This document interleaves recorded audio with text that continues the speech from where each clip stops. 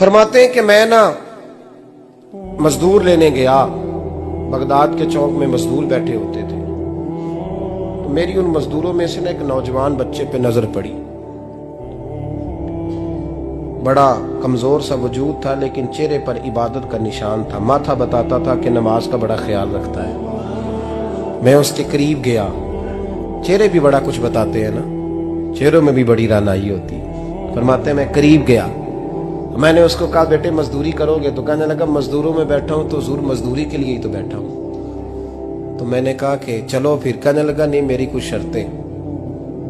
मैंने कहा बताओ। कहने लगा पहली शर्त यह है कि लोग 4 दिनार दिहाड़ी लेते हैं, मैं 3 दिनार लूंगा। मैंने कहा यार भाई तो बड़ी बेहतरीन है, बाकी भी इस तरह की रख ले। उसने कहा हुजूर दूसरी शर्त यह है कि मैं आपकी मुकम्मल बात मानूंगा, लेकिन जब अजान हो जाएगी फिर आपकी नहीं सुनूंगा। तीसरी बात उसने ये की कि हुजूर मैं आपके घर में काम करूंगा पर आपके किसी सवाल का जवाब नहीं दूंगा। कहते मैंने कहा यार तू बड़ा अजीब है, शर्तें तो मालिकों की होती हैं। कहने लगा जी बहरहाल मैं शर्तें लगा के जाता हूँ। फरमाते मैं उसे घर ले आया। काम मैंने उसको बताया तो जो काम मजदूर सारे दिन में करता है ना, उसने 2 घंटे में ही कर दिया। हमारे मजदूर सिगरेट पीने में भी तो आधा घंटा लगाते हैं, वो चाय पीने जाएं तो पौना घंटा। वहां उनको भी तो दयानतदारी करनी चाहिए कि नहीं करनी चाहिए? ने मुआहदा किया है ना जी, तो पूरा उतरना चाहिए ना। कहते 2 घंटे में। अब काम जब बंदा शुरू कराता है तो काम और निकल आता है। कहते काम मैंने उसको और बता दिया, वो करने लगा। उसने मिट्टी निकाल के रखी थी बाहर रास्ते में, तो अजान हो गई जोर की।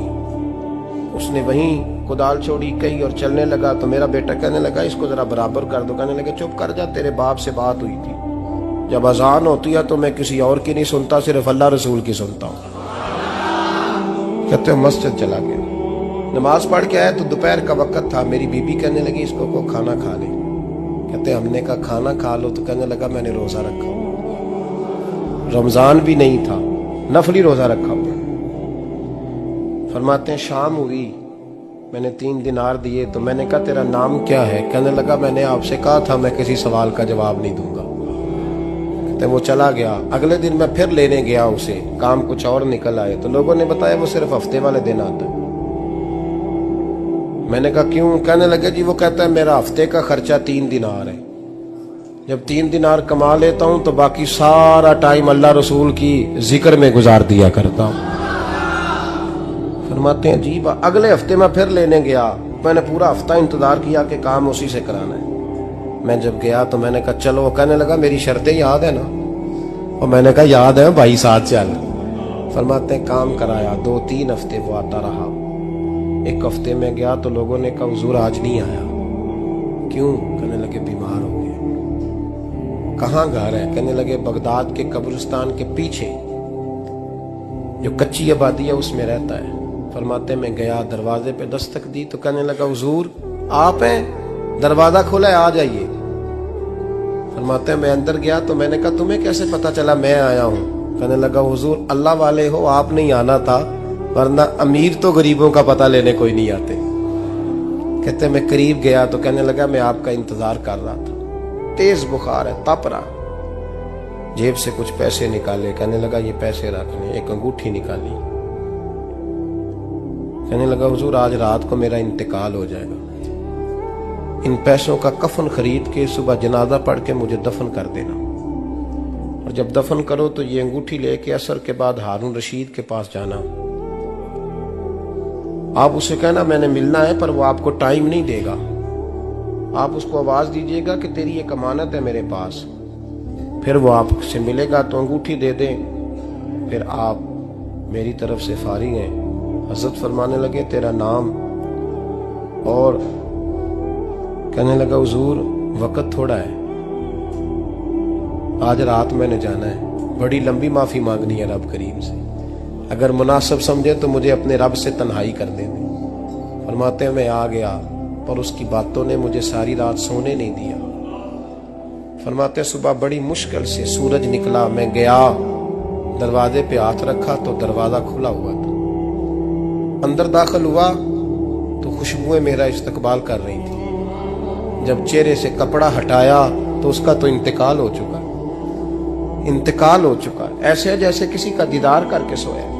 कहते मैं तो 2 आदमी ले गया था जनाजे पे, पर पता नहीं दुनिया किधर किधर से आई, कहां कहां से। अखा जदों मीटियां जमाना मैनू रोवेगा, अपना ते अपना बेगाना मैनू रोवेगा।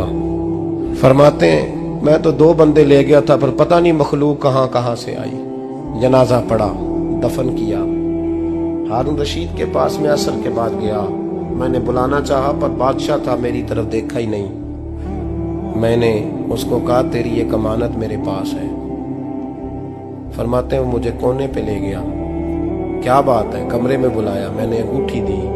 हारून रशीद तो चीखे मारने लगा, कहने लगा अंगूठी वाला कहाँ है? मैंने कहा वो तो इंतकाल कर गया। कहने लगा मुझे कब्र पे ले चल। कहते मैं कब्र पे लाया तो वो लेट गया, तड़प के रोने लगा।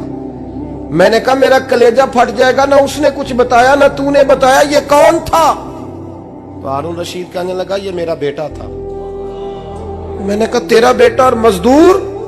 कहने लगा हुजूर ये हजरत दाऊद ताई के पास बैठा करता था, उनका मुरीद था, मुझे रोज कहता था अब्बा तूने बड़ी दुनिया इकट्ठी कर ली है, मरते वक्त तुझसे टांगे समेटी नहीं जाएंगी, इतना हिसाब नहीं तू दे सकेगा। मैं इसको समझा देता, इसकी अम्मा समझा देती।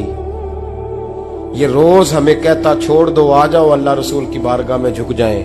हम समझ। एक दिन ये चला गया, कहने लगा फिर तुम्हारा रास्ता और है और मेरा रास्ता और है। ये सोने की अंगूठी गलती से इसके पास रह गई, गलती से हीरे की अंगूठी चली गई। कहने लगा देखो मेरे बेटे ने आज वो भी वापस कर दी है।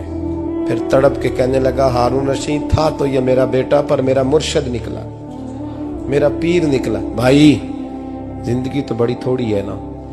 बाबा साहब ने कहा था उठ फरीदा सुत्या, और दाढ़ी आ गया पूर, अग्गा नेड़े आ गया, पिछा रह गया दूर।